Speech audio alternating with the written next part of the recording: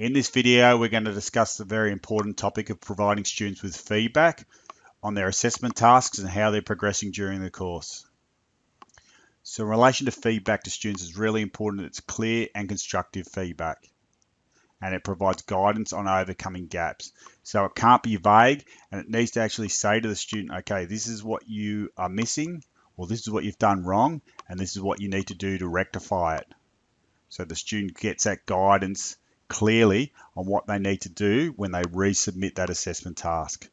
But it also provides an opportunity for you to provide positive feedback, which we're not seeing enough of it. Think of it like this. If a student is satisfactory on a task, we just don't want satisfactory entered and that's it. Just say, listen, this is what you've done really well in this assessment task. Or more generally, you can make comments on how they're going with their course. What areas have you seen them improve? What area are their strengths? And so on. A bit like a school reporting process for high school or primary school. Another thing is it's important that you provide feedback during the observations as well. This can be at the end of the observation checklist or during the observation checklist. Each dot point on an observation checklist has got opportunities for you to provide feedback at the end. Some other important points to consider are that students are actually asking for more feedback.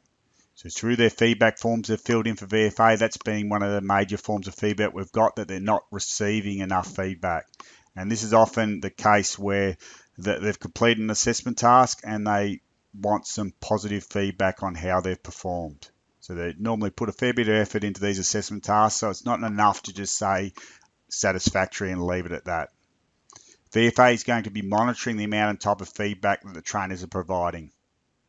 So in many cases, after our validations, we've found that teachers just are providing the bare minimum of feedback, which again is frustrating students. So we're going to be looking to see that you are providing more feedback. And VFA is also going to be continually looking to improve the learning management system so we can improve that feedback experience for the students and make it easier for you as trainers and assessors to provide that feedback.